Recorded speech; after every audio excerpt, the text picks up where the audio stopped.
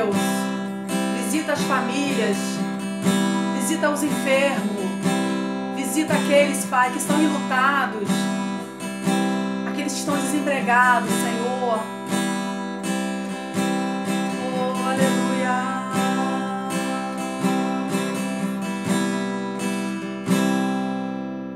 Se a igreja orar, levantarmos a voz em união,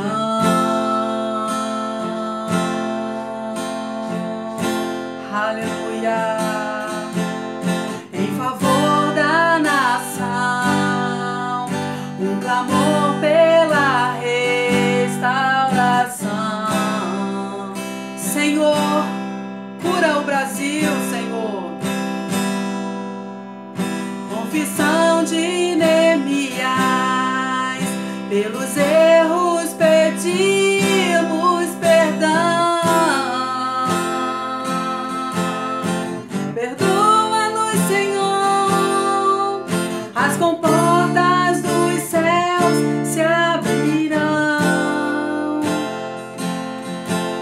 Deus virá em favor da nação.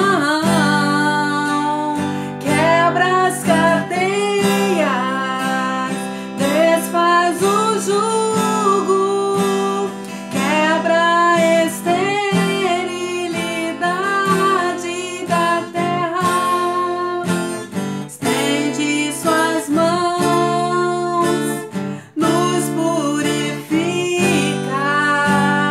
e traz restauração.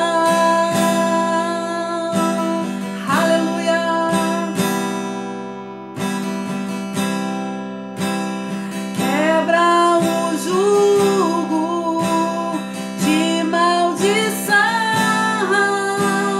derrama o trigo e o azeite da unção, sara as feridas, restaura a sorte desta nação, sara o Brasil, Senhor, cura o Brasil, pra tua glória e adoração. Aleluia.